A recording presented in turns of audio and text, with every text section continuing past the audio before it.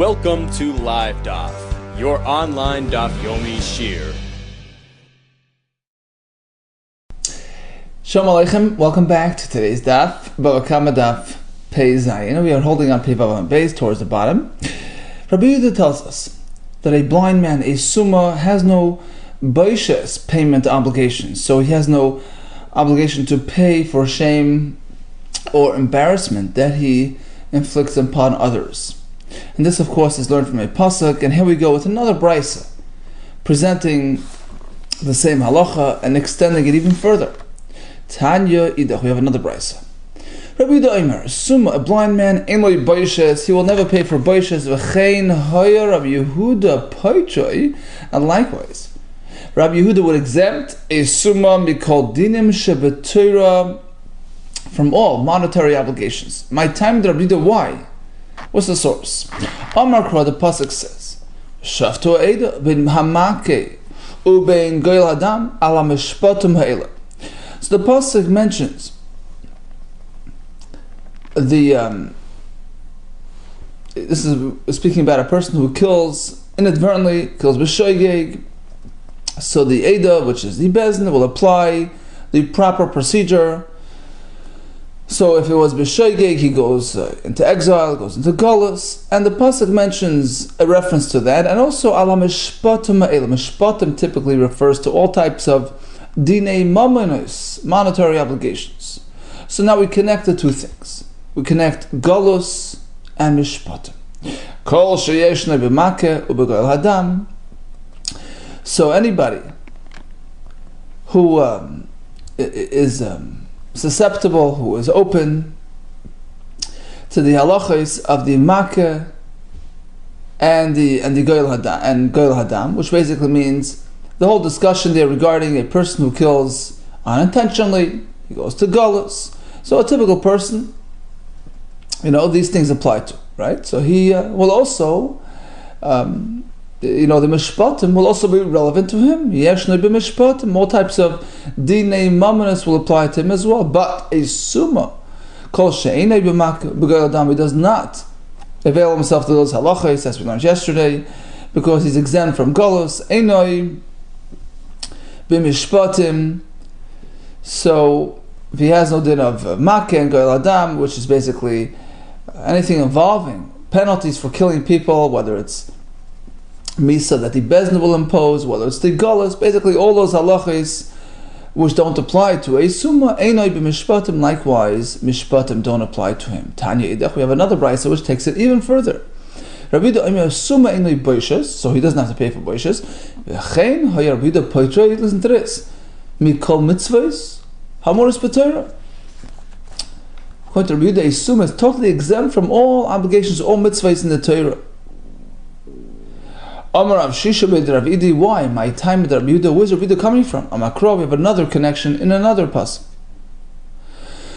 Ve'ele ha-mitzvahs ha-chukim, well, actually the girsa, on the side, it changes to v'zayis. V'zayis ha-mitzvah, which is a pasuk in Dvarim Vavi Aleph.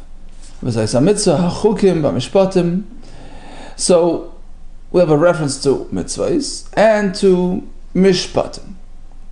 Mishpatim refers to dinei mamonos, right? So we make that connection once again. Kol sheyeshna b'mishpatim, yeshna b'mitzvahs. A person who mishpatim apply to, an ordinary person, so mitzvahs are relevant to him as well. V'chukim, right? All types of mitzvahs.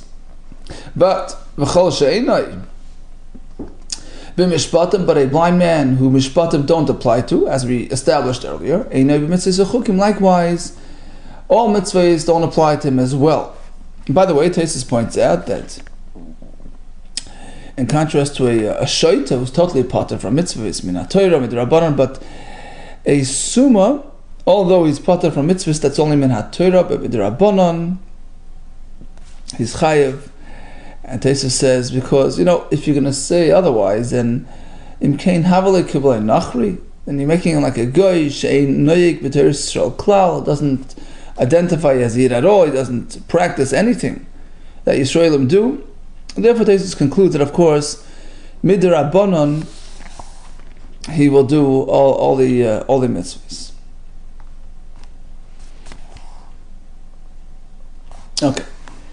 Continues the Gemara. Amar Rav Yosef. Rav Yosef, who was blind, one time he declared like this. Meireish, initially, I would figure, Manda Amar Halach Rabbi Yehuda. Whoever comes and tells me that the halacha follows Rabbi Yehuda despite the fact that he's a da'as yachid, he's a minority opinion. What does he say? The Amar Summa Patam Na Mitzvahs, that a Summa is exempt from mitzvahs. If somebody comes and tells me that, I'll celebrate. Kavdina Yoim Tavalarabban. I'll make a day of celebration for the Chachamim. You know why? My timer. Why? The Leimaf Kedina V'Kavdina Mitzvahs. Even though I'm not mitzvah, I'm not obligated, I have such tremendous love for Hashem and for mitzvahs, for kavdina mitzvahs, I do mitzvahs in any case. So I'll be so excited, I'll make a Yom Tov. But now it changed. Now my perception changed. V'hashta de shamas. But now, once I heard, what Rabbi Chanina tells us. Rabbi Chanina, actually, Gadol ha-mitzvah. Who's greater? Who amongst these two is greater? A person who is mitzvah v'isa, he follows instructions, he has mitzvahs and he keeps them. He's greater from a person, on a person that's voluntarily doing mitzvahs. He has a bigger Eitzahara, he has all kinds of challenges. He's mitzvah v'isa, he's got to do. He doesn't have the same excitement, that feeling of, that he's, that feeling of volunteering, right? That that he's offering something, that, right? So a person who has obligations, who has mitzvahs, and does and keeps and fulfills, he's greater. He stands on a higher level. So therefore, says Rabbi Yosef, let's switch it around. Mando Amar li ein alach Rabbi Yehuda. So if somebody come and tells me that we don't follow Rabbi Yehuda, which basically means that even a summa like myself has the same level of mitzvah like an ordinary person, that will excite me. Avdina Yom Tov. Now I would celebrate my timer. How come? The chimaf kedina isli agratfei, because when I keep the mitzvahs through obligation, the chimaf kedina, I have a greater level of schar. Isli agratfei, a greater reward. Says the Mishnah. If we have to compare the two obligations, a person who causes havoc and damages compared to an animal who does the same, a person is more strict. He has more liabilities than an animal who harms, who causes damage. If a person harms another fellow, all those 5 payouts kick in. Nezek, actual monetary loss, value depreciation, right? Tsar, pain and discomfort, ripui, doctor bills, sheves, loss of wages, ubaishis, and embarrassment. So 5 separate payouts. Likewise, if he harms an unborn child, he has to pay.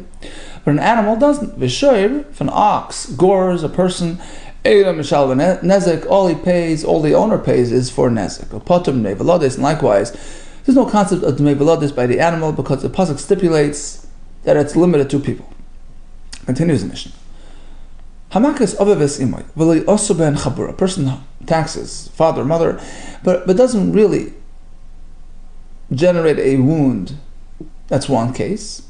Or he wounds his fellow Yid on Yom Kippur, where there is no misas bezdin, even for doing a malacha like wounding, which is a malacha. Chabura is like shchita, it's bloodletting. But it's on Yom Kippur. There's no chiv misa. It's only a kares. Kares is from Shamayim.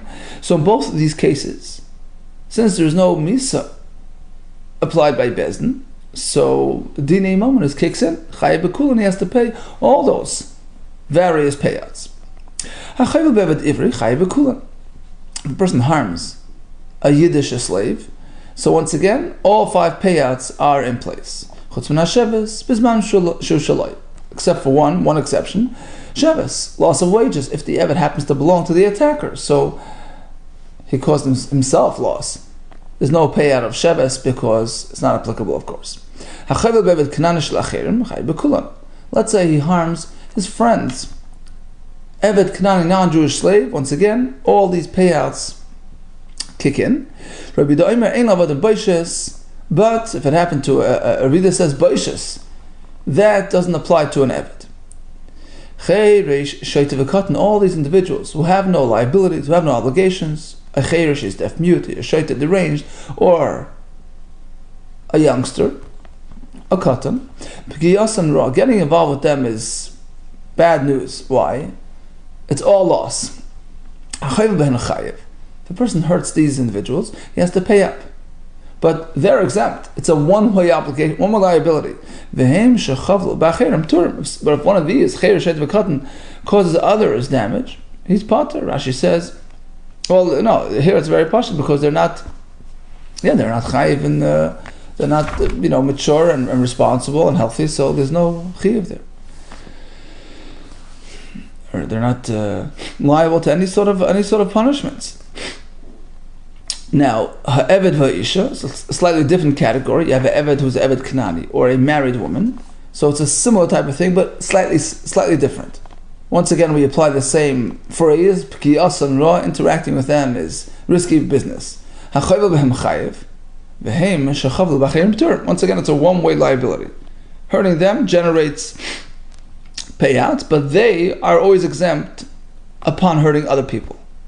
And the reason here is different. Rashi says, Eved and the Isha, they don't have their own assets. She'ein lahem mimal shalom. So technically they're really liable. Right? They don't get a free pass. They're not like the other fellows, the Cheder Sheit V'kat, who have no personal responsibilities. But here they do. Simply, they don't have any assets to pay from. And therefore, says the Mishnah, Ha'avol mishalmin lachazman. Temporarily we suspend any liability on their account, but there is a bill pending. And ultimately, if they acquire assets, they have to pay. For instance, Nisgar Shah Isha, if the Isha leaves her husband, Nishtachra Eved, if the Eved goes free, and they purchase, Rashi says, V'kara Nechasim, they acquired Nechasim assets, Chayav Nashal. Now, the bill kicks in. Hamaka Ovav Imoy V'asa Ben Chabura, V'chelu B'chaver B'Shabbos. Here we have two cases where there will be a misa applied through Bezdin. He wounds his father or mother. He makes a chabura, makes an actual wound. Or he does so to his friend on Shabbos. That's a malacha which generates chiv misa. When there is misa, there's no payats. Pater mikulam. And the Mishnah explains, you want to know why? Because he is open to misas Bezdin, and he gets the most strict punishment. There's no chiv mamayin. And finally, if he attacks his own personal Evet Kanani, the one that he owns, so Evet Kanani is like a person's own, piece of property, his own, like a balcha, like an animal. So there's no chiyuv to pay, any payments to yourself on account of hurting your own asset. Okay. Ba'yaminei Rabbi Lazar Mirab. Rabbi Lazar asks Rab the following question. Okay, so this fellow has a daughter, below bas mitzvah. Ruvain attacks that kid, hurts that kid. Chavalulmi. So typically, all types of payouts are now in place. The nezek, the tsar, the ripui. Who does that money go to? Miriam Rinan, shall we say? It goes to her father. Kivan the akni lirachmana shvach neuram lav. Since we know that the Torah typically allows the father to collect all these payouts, all these types of incomes. For instance, we learn from the pasuk bin ureho beisavia that any income that she earns during the below bas mitzvah stage of her life goes to the father. For instance, somebody gives her some money for kiddushin purposes to marry her. That money goes to the father. For instance, money that she may earn through wages goes to the father. So this as well, chavalanami, right? Damage payouts, davu avi also goes to the father. My time and why? Because this injury diminished her theoretical market value. So it's her father's earnings. Or you can say, no, this is different. Shvach nu'urim huda'akni l'rachmana. Let's say the income, the kiddushin money that she may get. The Torah gave that to the father. Why? Because it's relevant to him. The boy, because if he should wish, he can do so. He can, You know what he can do? He can make money off her in this type of context. If he chooses to hand her over to a mukashchin, a fellow with boil, a fellow who has a hard time finding a mate, he can give it to him for kiddushin and make money off it. Matzi, you can do that and earn a lot of money for the kiddushin. So the Torah granted that type of, this type of income to the father. Anything that relates to her marriage is father's. But when it comes to damage payouts,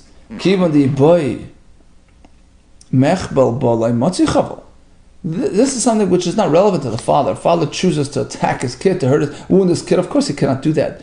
So it's not relevant to him. It's not his personal domain. So perhaps the Torah did not give that to the father. That's not the father's business. So again, injury payouts for a young bas, to her or to the father. Armalei, Rab says to herself. You're right. The Torah only gave the father, kiddushin related income, etc., but not this type of chavola income. So he asked the kasha on Rav. Look at our Mishnah. Person that attacks an eved ivri, he pays all these things, except chutz min hasheves, except in a case where it's his own personal eved, so there's no point in paying loss of wages because it's his own personal loss. There's no point in paying that to the eved. What do we see from here? So, evidently, the sheves payout, which relates to the eved's work, is the owner's business, the owner's domain. Right? So same thing with a bas katana. So the halacha should be the same, that the sheves payout should go to who? Loss of wages, to the father, because typically a young girl, her masi daim, her income go to the father. So anything that relates to her income, such as loss of wages, is really her father's loss. So sheves should go to the father. How could you say all types of chavola payouts, presumably including sheves, does not go to the father? Abayi responds, you're right. Of course, Rav agrees when it comes to this sheves payout, loss of wages, and unemployment payout. Of course, any income-related, earnings, including sheves, which is sort of in lieu, which is in substitute for actual earnings. Of course, anything that happens in that realm, until bagros, until she becomes a super adult, that goes to Avohavi, of course, that goes to the father. When Rav says that she herself gets these payouts, he was speaking about, nezek and sar and ripoy, which doesn't relate to the father. Eisvei or meisvei, here comes another kasha on Rav. Hachayvel. So we have a brisa. Okay, now we go to a brisa. Hachayvel b'vnei gadol. Okay, a person attacks his own adult son. So all these payouts go straight to the kid right away. If he's a youngster, you should invest the money and get him, income and etc. We'll see later exactly what that is. If a person attacks his young daughter, pater is totally pater, no payouts. But not only that, if a stranger attacks this fellow's daughter, the money goes to her father. And Rav says that these chavolas go to her. This price is specific to unemployment, and that goes to the father. Asks the Gemara, okay, on the topic of attacking kids, if he attacked his older son, he pays him right away. We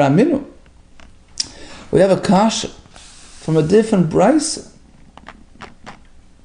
which says like this: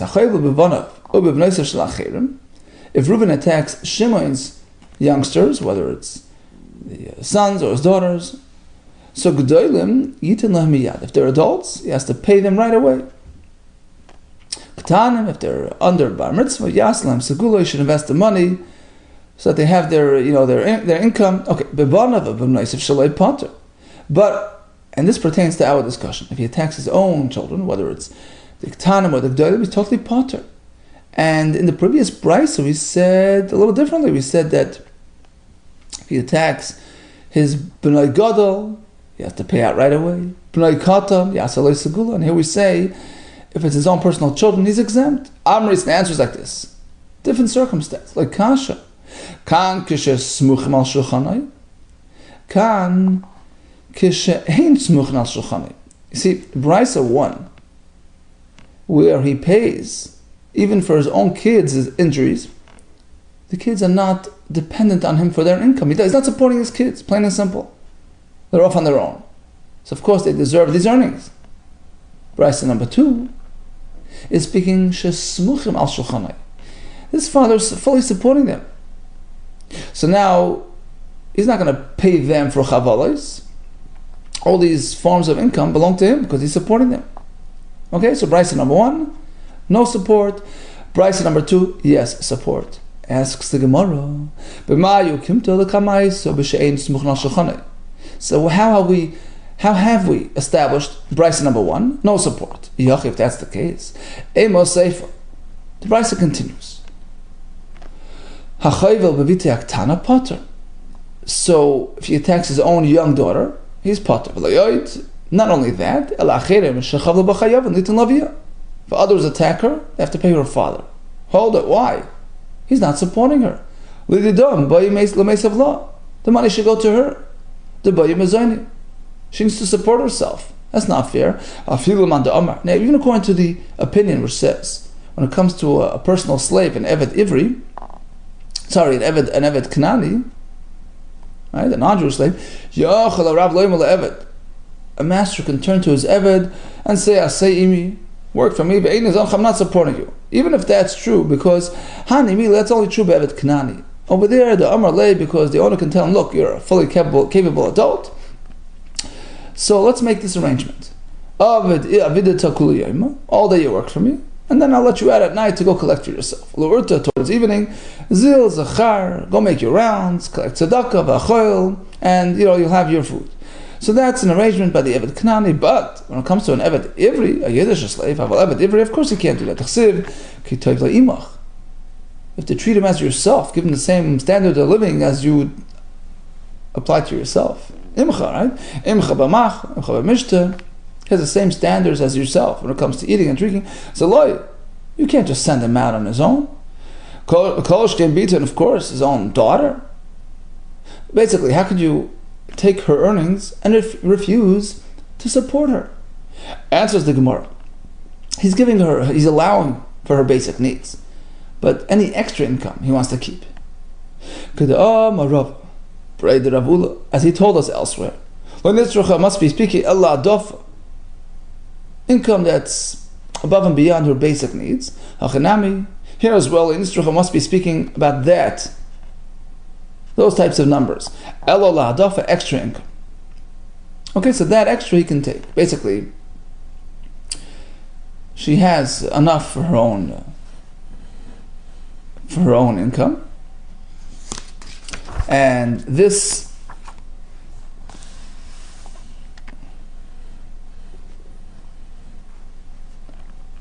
basically like this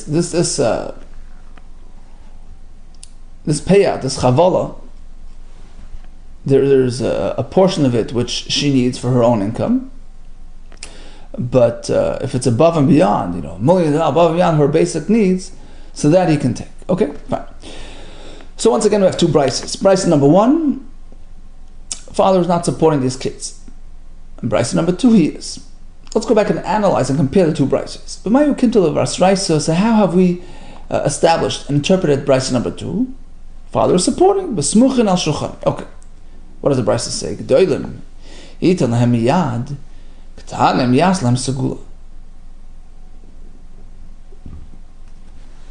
So it says like this: if a person attacks his own kids, if they're gdolim, immediate payout. Ketanim, he invests the money. Why? And we're speaking that another person attacked his kids, so that money goes to the kids. Why? Amai lavim b'olam meisvi. It's only fair. Give it to the father. He's the one supporting them. So he deserves to get this income resulting from this chavala, this wound, this attack. Amri, the answer was given like this. Kiko kapit. When, on what type of income? What is the father expecting here? B'midi de kochasu. Something which pertains to his personal expenditures, his personal loss. So basically, that explains why when he attacked this kid, he doesn't have to pay it out. I'm supporting you, I have to pay you. But when another person attacks his kids, so Shimon attacked Reuben's children, that doesn't pertain to Reuben. There was no expenditure on account of Reuben's side. But some sort of income from outside, father is not particular, he's not stingy about that, he can allow his kids to earn that. And that explains why the kids get this payment. Asks the Gemara, what do you mean? Suppose one's children go out and find a lost item. Mitzia. Something gotten from outside. And the halacha is that a mitzia goes to the father. Rashi brings a Gemara, a Mishnah, but a mitzia goes to the father. Why? Answers the Gemara. Amri, answer was like this. Ravcha de kaslu ma'alma. You see, over here we have two elements. First of all, it's a ravcha, it's a benefit, it's a free gain. They found something in the street. Number two, it doesn't involve the kid's, personal pain. He's not hurting from it. He's not losing from it. So here a father says, look, it's only fair. I'm supporting you a whole day. Give me, you found it? Let me have it. Cup it. But when it comes to damage payouts, that entails personal pain and suffering on account of the child. The father says, okay, keep it. Number two, right? Second point is, money's coming from where? From outside. Somebody else is paying it out. It's not his personal expenditure. Somebody else is offering that money to the kid. Like cup it. Here, a father doesn't care if the kid keeps it. Asks the Gemara, really? But let's go back to case number one. In the first Bryce, he wasn't supporting his kids, and Bryce says that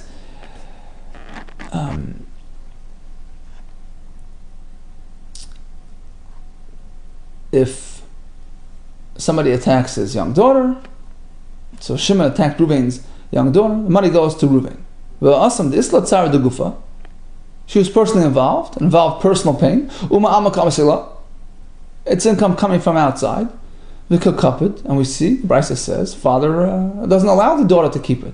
The Brisa says, not only that, Shimon attacked Reuben's daughter, he has to pay Reuben. Why? How does it fit the guidelines that we have just established? Why is he taking this money? Answers the Gemara, we're speaking about a very stingy, frugal fellow there. Amri, ha'asam de gaver kaptanu. Look, remember that first brisa was speaking that the father is not supporting his kids. He's a less than generous individual. He's a gaver kapdanu. Because, you see, he's not supporting his kids. So there, he has different, standards, different expectations. There, he wants to get put his hands on any sort of income. But in case number two, the second price, where father is generous and supporting his kids, there we say the bar is lowered. His expectations are more reasonable. Kika kapit, the only time we say he's makbid is with respect to his own personal payout. Something which entails his own loss. Meaning, if he attacks his own kid, he doesn't have to pay. But if they earn from outside, keep it, enjoy it. Okay, so we speak about payouts provided to youngsters. The Brisa says Yasaloi segula. He makes a segula. What is that? Something which is durable. It will provide them with income, but it's the actual principle holds up. It's something durable. It's a long-term investment. My segula. We have two ways of explaining this: in a spiritual sense or a financial sense. Rav Chisda Amar Sefer Torah. he uses the money to buy a Sefer Torah, which they can use, they can learn from, and it just, doesn't go bad. Chas v'shalom, it stays on and on. Rabbi Bar Huna Amar Dikla Da'achal Minei Tamri, more of a business type of venture. We use it to buy. We invest in a dikla, a palm tree, which produces fruit on an ongoing basis. V'chein Amar Rish Lakish. Okay, now back to our original shaila. What about chavolos due to a young girl? Does it go to the father or not? Rav says no, only the sheves, because that's in lieu of income. All other payouts go to the daughter herself. V'chein Amar Rish Lakish. Rish Lakish likewise concurs. Only shvach neurim goes to the father, like the kiddushin money, like the ma'asi yadayim, but not the chavolos. Rabbi Yehuda disagrees. Rabbi Yehuda Amar afilu petzia, even compensation for wounding the kid. Asks the Gemara, just a plain, slash. Why would that money go to the father? Afilu Rabbi Lazar lo'kimaboyle lechavala. Even Rabbi Lazar, who posed that original question, who does the chavala payout go to, father or the kid? That was only regarding a certain type of attack, the afchasa mikaspa, something which diminishes her market value, something which is visible or hampers her ability to work.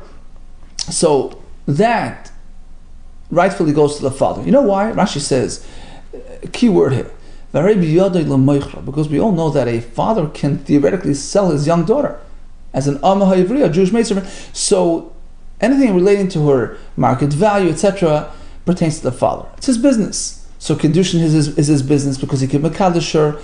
Masi Yadayim is his business income because she's meant to be giving that to the father. And likewise, anything pertaining to her market value.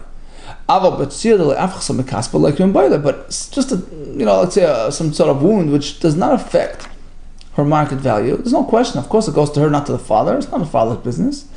That's what we're speaking about as well. He slashed her in her face in a visible area, in which case, if father should choose to sell her, he would lose out on that, and therefore, that money goes to the father. Okay, let's recap today's DAF. We had the Chiddush of Rabbi Yehuda. A summa is totally pater from mitzvahs. We had Rav Yosef's presentation. He himself was a summa. Ultimately, he wanted the mitzvahs because Gadol ha-mitzvah va'isa memisha eina mitzvah va'isa. An Adam will pay chamisha dvarim, nedak tzar, ripu sheves and boishes, and mei velades. A shor who attacks will not pay.